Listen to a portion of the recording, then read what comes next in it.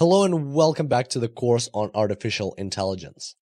Previously, we had quite a strenuous and long tutorial on Markov decision processes, and hopefully you got along well with that, and hopefully I could explain things in a approachable and engaging way. And today we're going to talk about policies versus plans. It's going to be a quick and fun tutorial because now we're entering into a new world. We're entering into a world of stochastic search, non-deterministic search.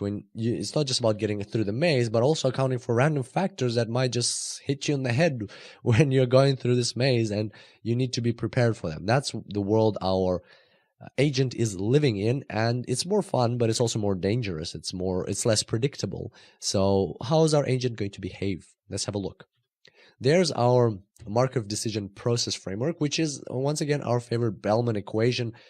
However, the more advanced version of the Bellman equation we were working with. So from now on, we're just going to call this the Bellman equation. And here we've got our maximum across all actions. So the value of a state, any S state S, is the maximum across all actions that an agent can possibly perform in that state. And the maximum was taken from the reward that the agent will get by performing action A in state S plus a discount factor multiplied by the expected value of the new state it will be in. And the expected value is taken here because it doesn't know exactly what state it'll end up in. There are some random effects that are present in the environment that might alter the state, and he might not end up in the desired state. He might end up in a different state. That's why we're taking the expected value over here, this sum over here. So let's have a look at this as our example, or in our example of the maze. So this is what we had previously. So previously we were dealing with deterministic search. So we knew that, all right, so if I'm here, I definitely need to go here. If I'm here, I definitely need to go here. If I'm here, I definitely need to go here. If I'm here, I'm here. So it was all pretty straightforward. Once you have this map, and remember we called it a plan. Once you have the plan, it's pretty straightforward what you need to do.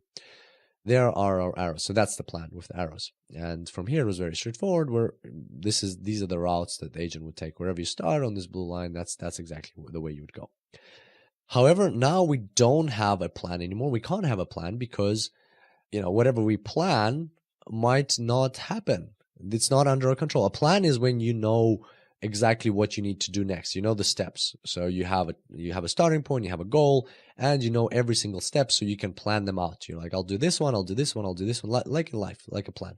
But at the same time, there's so much now randomness going on. You can't have a plan because what if you get here and then you click to the right and actually takes you down? So that's not part of your plan. So that's why it's not called a plan anymore. And here we're going to calculate the values, or we're actually going to just look at the calculated values for this same problem, but given that we have this randomness inside. So these are the new values. And so why are these values different? So let's just compare it to what we had previously. This is what we had previously. These are the new values. So once again, we had previously, you can see 1, 0.9, 0.81, 73, 66. And this is what we have now, 86, so less than 1, 74, 71, 63, and so on. And by the way, these are not exactly the correct values. These are off the top of my head, but if we were to run an agent, some values would be something similar to this. And the values could change because depending on the gamma that we choose, 0.9 or other value. But nevertheless, for argument's sake, these are the values that we're dealing with now. And they're approximate, they convey the whole notion in the correct way. So let's have a look at them. Why have they changed? Well, let's start with this one. Here the value was 1. Why is it all of a sudden 0.86? Why is it less than 1? Can't we just go from here? Well, we actually can't, because from here, if we go right, which is our intention, if we go right, we would actually, with a 10% chance, we'd end up here. So we'd hit the wall and we'd be back in this state. And remember, we have a gamma, so the value would be discounted. Or with a 10% chance we would end up here in this state. So it's not 100% probability I would get here. So therefore, this value can no longer be a 1. It's something less. And let's say it's 0.86. So that's an example of why it's like this. And you could get the exact value if you calculated the Bellman equation, the full Bellman equation that we have now. The only problem is that there'd be some recursion because you would need to know the value for this, and then you would need to know the value for this. It's quite complex, and that's why we're not doing the calculations manually here. That's why the AI can do them as it's going through all of this. It's like nothing too complex for the AI to calculate these things. So that's our value here, but now let's take a look at a different one. So here it used to be 0.9 just because of the discounting factor, remember, from here to here. Again, now from here, we can't just jump from here to here simply because even if we jump, if we go like this, we might end up back here, right? There's 20% chance that we'll still stay in the square because we'll hit a wall. And again, and so on. So the value of being here is 0.71. Again, the discounting factor, this might look odd to you that this is, even with the discounting factor, this is too high. Maybe the discounting factor in this example is not 0.9, maybe it's 0.99 or something like that. So don't worry about that. Just kind of like focus on that the values have indeed changed, that the values are now less, mostly because it's not 100% probability to get to the state that you want to get. And what you will find an interesting one is here, that here it used to be 0.9, and it actually has dropped very much. It's dropped substantially. Why is that? Well, because if you go from here up, which is our intention, there's a 10% chance of hitting the wall, but there's a 10% chance of actually ending up in the fire pit and losing -1 to reward. And basically that means for the agent, that's end of the game. And so this is a very bad state to be in. So all of a sudden, remember, we had 0.9 here, 0.9. So they were equivalent. It doesn't matter you here or here. They're pretty much equal in terms of value of being in each of these states. But now all of a sudden, bam, this state is like nearly twice as good as this one, simply just because here, if you go straight to, you go right where you want to go, the consequences of the randomness occurring is you just stay here. Here, one of the consequences, the 10% chance, is you end up in the pit. So as you can see, this is no longer such a good state anymore, simply because of something, that fluctuation that could happen. As you can see, this one is also very bad because it's as bad as this one in terms of, there's only a 10% chance of ending up in the pit and 10% chance of ending up in the wall. But at the same time, there's the discounting factor. So first of all, the discounting factor, and also after this one, you'd have to go here. And even if you hypothetically went here, you could end up in the pit again. So that chance would also be taken into account, because remember, this value is derived from this value, and this value is derived from this value, right? And therefore it's smaller. But in reality, actually, that what I said there was wrong. This value is not derived from this value. So if you just have a look now, you will notice that this value, V over here, is actually greater than this one. You will notice that for the agent, it's better to go around this way than this way. And it makes sense, right? Because this way, it doesn't lose. There's no chance of getting in the pit. Yes, it's a bit longer, and therefore the discounting factor has a bigger effect. But at the same time, simply because there's a chance of getting in the pit here, if it goes straight, there's a chance of it jumping in the pit. So it'd rather take its time, and it'll just like go around, because that way there's a much lesser chance of it getting a pit. There still is. So if from here it goes there, if from here it goes there, it could potentially get into the pit, because it could end up there and then it could end up in the pit. But nevertheless, it's a lesser chance, so it would just go around like that. So very interesting to see how the route changed. Remember, previously from here you would go like that, from here you'd go like that, and from here you'd go like that. And now all of a sudden you can see it's changed. So let's draw the arrows and see what it looks like now. And oh, voila, you see even a more random thing, right? So yes, this is true, but look at what happened here. Look at this one, and look at this one. Were you expecting that? That's something definitely, like when I saw this for the first time, I was very impressed. I was surprised, and I was not expecting this at all. And this is an example of, when AI can outsmart a human. It's like something you can't even predict, but the AI, through reinforcement learning, remember that example of the dogs that can actually sometimes walk better than normal real life dogs, or pre-programmed robot dogs, or can play soccer, simply because they come up with these ideas that even we can't see. And so that's a great example, right? So you probably weren't expecting that as well, that the agent, instead of going up, it's like, why would if I go up, then there's a 10% chance I'll jump into the pit. But what does it achieve by going into the wall? Well, 80% of the time it'll bump back and stay in this state, but 10% of the time it'll go here, and 10% of the time it'll go here. So all of a sudden you can see that now it's actually, in this new approach of jumping into the wall, there is a 0% chance it will go into the fire pit from this spot. So, and it's like, it really doesn't want to go into the fire pit. So it rather bounce into the wall a couple of times, and then it will go either right or left at some point, because that randomness is going to happen. And so it learned that through experimentation. It learned that, okay, when I go forward, the results are not as good as when I go to the wall. And if you think about it, it's like this robot. If you think about it, like, there's a fire pit. This square is like a very tiny ledge, and then this is like a mountain, like a cliff, and this robot is just hugging the cliff and just, like trying to waiting until it like pushes it right or left. Because, well, as a human, you'd probably do the same. You wouldn't be standing facing that way. You'd be hugging the cliff, right, or something like that. And hopefully, you never end up in a situation like that. But like visually, if you think about it, same thing here. And so that's pretty intense, right? So that the AI came up with this idea, and same here, that instead of going left and risking getting a fire pit, I'm just going to try bounce off the wall, like, hug the wall, try to jump into the wall, and at some point I know that, just there's a probability, there's a 10% chance every time I do that, I'll go here and sometimes it will happen and I'll end up here and I'll be safe, and then I'll just keep going like that. So very, very interesting approach that the AI took here. And as you can see, the routes are like this. So from here, it might go right, and then it'll go right to the exit, or here it'll go left like that.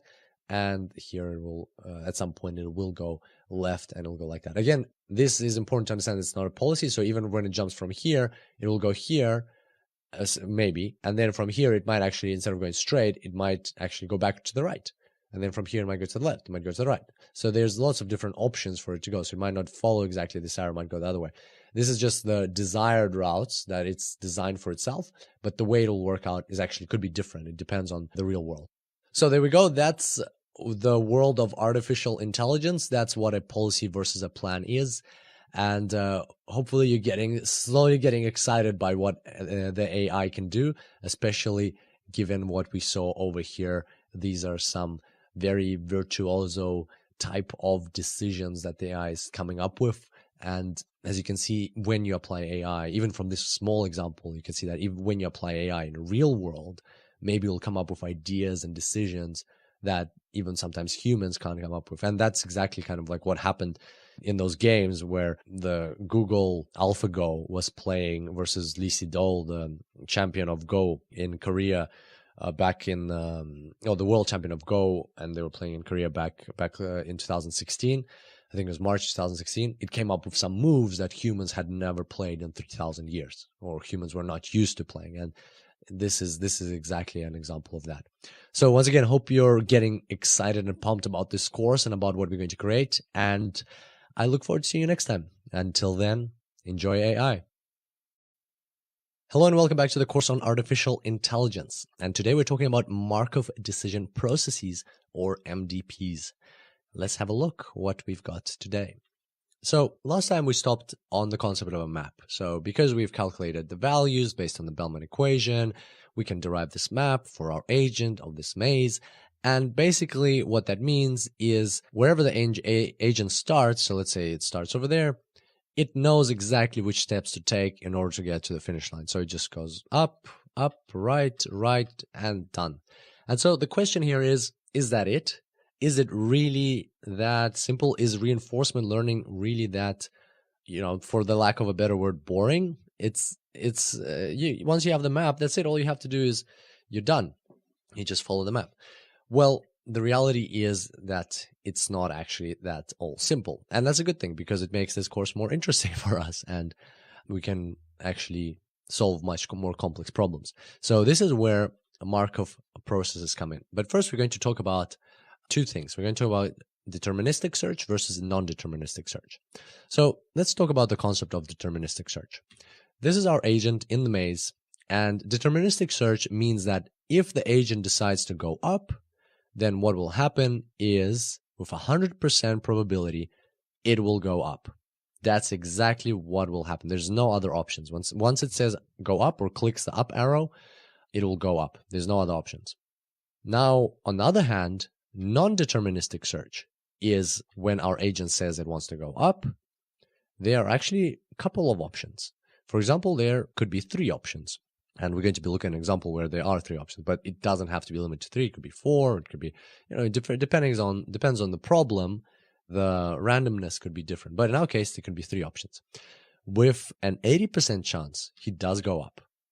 But then with a 10% chance, when he wants to go up, he'll actually go to the left, just because that's how the environment works. That's the world that he lives in. And with another 10% chance, he'll actually go right. And in this case, he'll fall into the fire pit. So that is how it all works. That's an example of a non-deterministic search, a stochastic process. And what the point of this is to make a more realistic model of what could actually happen in a real world, in a real world type of problem. Because very rarely do you get situations like this when you do something and it happens exactly that way. And even if you think about it in terms of games, let's say you've got an agent playing Pac-Man, well, not always is it the case that if he's standing in this square, he goes up, he will get the same exact result every time. He will indeed go up, but it may be in one case he won't get eaten by a ghost, in another case he will get eaten by a ghost. So as you can see, there's some randomness to it because it depends on how the ghosts are moving, and they don't always move the same way. They don't always start in the same locations. So it's very logical. It's fair that there is some randomness. There's something that is not under the control of the agent. And this is just a way for us to represent that in order for us to learn how we can deal with it and how that affects the Bellman equation, how it affects the whole reinforcement learning process. But at the same time, the randomness is of course not limited to if you go up, there's a 10% chance you'll go right, or 10% chance you'll go left. Or if you go down, there's a 10% chance you'll go right or left. Or if you go right, there's a 10% chance you'll go up or down. It's not limited to where you're going to end up. Sometimes you might have a problem that is exactly like this. Sometimes the probabilities might be different. Sometimes the randomness might boil down to something else. It might be boiled down, like in that example of Pac-Man, of the ghosts eating you or not eating you, or it might boil down to something different. For instance, like there's like if the agent is playing Doom, and then there's something like a monster which is going to shoot him in one case, in another case there's a probability with which it will get shot and with which it won't get shot, and so on. So something that is out of the control of the agent, something that it cannot predict. That's what we're modeling here in non-deterministic search.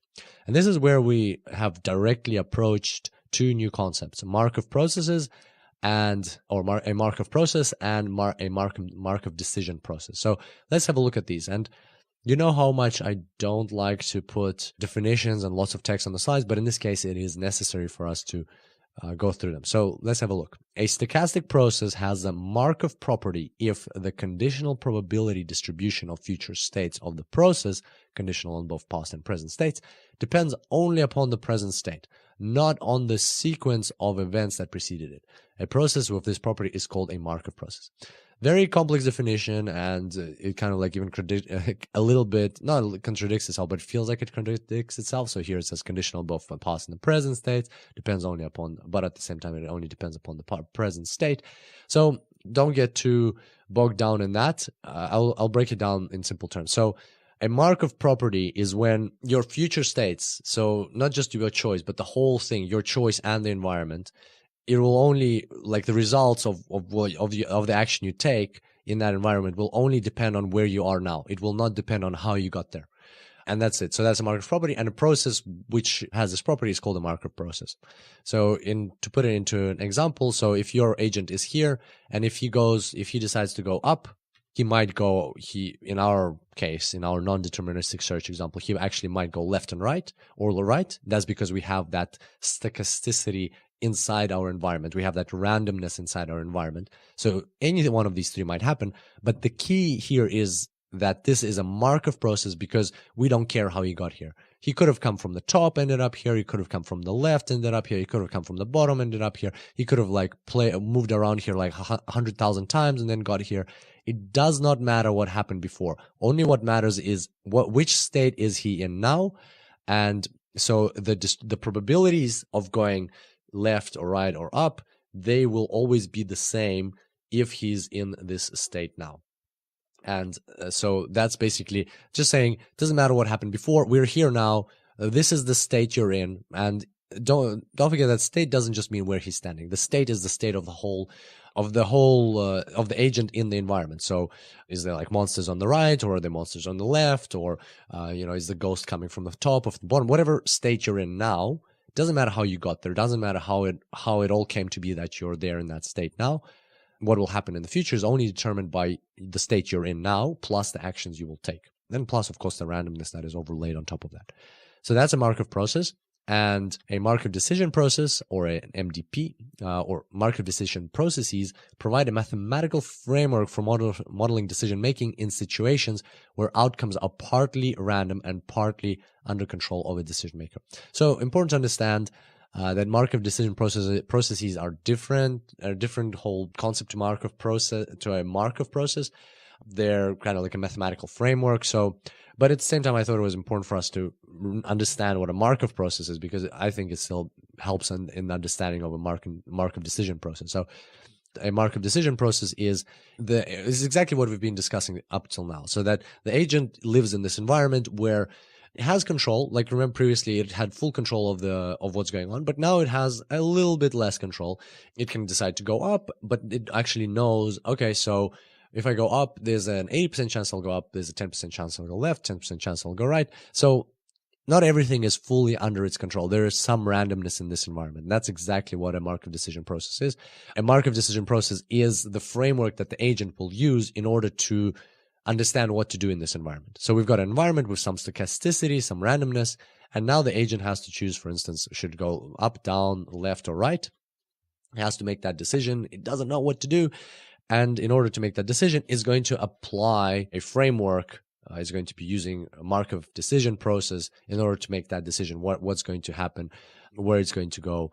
And so basically this environment that poses this problem, it is referred to as the Markov decision process. So it's the framework that agent using. At the same time, the environment is referred to that the agent is operating in a Markov decision process environment. And so basically here we've got two concepts. We've got the Markov process is the way this environment is designed, that what happens from where you are now doesn't depend on the past. And at the same time, we've got the Markov decision process is the framework that the agent is going to be using in order to solve this environment.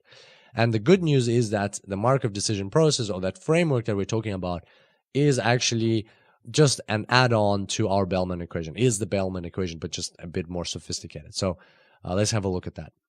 This is our Bellman equation so far. It's the maximum of all possible actions. So the value of being in a state is the maximum of all possible actions that you can take from that state. The maximum is taken from the reward that you would get by taking that action in that state, plus a discount factor times the value of the next state, which is S prime. So that's what we've had so far. And now, because we have some randomness in our whole process, this part will change, because we don't actually know which state we'll end up in. We don't know what S prime will be. Will it be, if we're going up, will it be up, or will it be left, or will it be right? So we actually have to place this with the expected value of the next state. So here we're going to replace this. So there's three possible states we can end up in. And so we're going to replace that with that's a value. That state has a value of S1 prime. That state has a V of S prime 2, S2 prime. And this state has a value of V of S3 prime. So now we're going to multiply the state that we actually are intending to go into by 80%, because that's our probability of getting into that state, plus the probability of getting into this state, 10% plus probability of getting in this state. So this is just our expected value. So if from statistics, if we take the expected value of getting into of the state that we'll get into, so kind of like the average. What's the average of what we'll get, and then we replace that over here. Then we get this equation. Now, it jumps very quickly just because this equation is bigger, but if you look at it carefully, you'll see it's exactly the same thing. So you've got max here, you've got max here. Then you've got R of S and A, you've got R of S and A. Here you've got gamma, you've got gamma. And then finally, here you've got V, so you knew exactly it was a deterministic search. You knew which state you'll get into. Now you don't know which state you'll get into, so instead of taking V, you're taking the expected value of the state you'll get into, or of the future state, or just in simpler terms, you're just taking the average of what you'll get into. So, if like it was like if it was a 33% chance, then it'll be like this plus this plus this divided by 3, basically. But in this case, it's not exactly like average. It's a weighted average because of your probabilities here. So here you've got the probability of when you're in this state, you take this action of getting into state S prime times the value of S prime and summed across all S primes that you could possibly get into over here. So exactly what we had three here, 1, 2, 3, add them up, multiply by probabilities, add them up. Same here, 1, 2, 3, multiply them by probabilities and add them up. And that is your new Bellman equation. Congratulations. This is what we're going to be working with going forward. And that is the framework that is used in Markov decision processes. So that is the framework that solves this, that agents use to solve this whole stochastic, non-deterministic search problem where there's random events that are happening that they cannot control. So it's much more complex, but as you can see, because we built up slowly to it, now we already know about this, we already know about this, we already know about this, we know about this, we know about this. So all we did is we just introduced this part over here because there are probabilities involved in the action or the consequences of your action are non-deterministic. They are based on certain probabilities. And so there we go. That's how a Markov decision process works and the underlying equation behind it. Once again, it is something that is more closely resembles real world problems, real world scenarios, or even game scenarios, because not everything is straightforward. There is some randomness involved, and not always will taking an action in a certain state will always not always will it lead to the same outcome. And so this is what we're going to be dealing with going forward, and that's going to make things way more interesting. So hopefully you're excited for that and excited to see what's going to come next. And in the meantime, I found a really cool paper for you to have a look at. This time it's a very applied paper. So this one's actually really interesting to read through. It's called A Survey of Applications of Markov Decision Processes, and it was written by White in 1993. There's a link, and it'll show you examples of where Markov decision processes actually are used to model real life scenarios. I think I was very excited by this. I was impressed by some examples. So population harvesting, for instance. So let's say you have some fish and you know what the population of the fish is. You need to decide how many fish can we fish out this year, and so that's your current state. That's the action that you're taking. How many can we fish out this year? So that what are the possible outcomes of that? How many fish will we have next year? How many fish will we have the year after and the year after and so on? And it's not deterministic because it's not like if you take out, I don't know, 90% of the population, then next year you will have, back to 100%. It's not exactly deterministic. There are certain random factors involved which are out of our control, and therefore we have to understand what's going to happen. We have to model what's going to happen. That's where a Markov decision process is used. Agriculture, there's an example like same thing like harvesting crops. How much crops do we harvest? How much do we not harvest? Another one which I looked at, finance and investment. Like an insurance company needs to decide how much of its funds it will invest in any given, I think, day or year or some period of time. And there are certain factors that are out of its control. For instance, the market movements, it doesn't know what can happen. So it needs to actually model that somehow, and a Markov decision process is used for that. So here you can see lots and lots of examples, and this is the number of examples given, I think, for each one. And so, even sports, 2 examples for sports and epidemics and motor insurance claims, inspections and maintenance and repair and so on. So very interesting. Have a look at that just to give you an understanding of, hey, this is not just all made up stuff, hypothetical, the Matrix type of thing. This is actually a real world scenario. So it'll give you a better understanding. And this is what we talked about in the promotional video for this course, that or the description of the course, that we're going to inspire you and your intuition to give you ideas for how to use AI in real life. This is your opportunity. Look at this paper to understand, okay, so we're going to be dealing with Markov decision processes going forward. That's really cool. What do they look like in real life? And this possibly could trigger some ideas for you how you could apply AI in the future to make the world a better place. And we'd be super happy about that. We'd be super happy if you could use what you learn in this course to make the world a better place with AI. How fantastic would that be? So on that note, I hope you enjoyed today's tutorial. I look forward to seeing you next time. And until then, enjoy AI.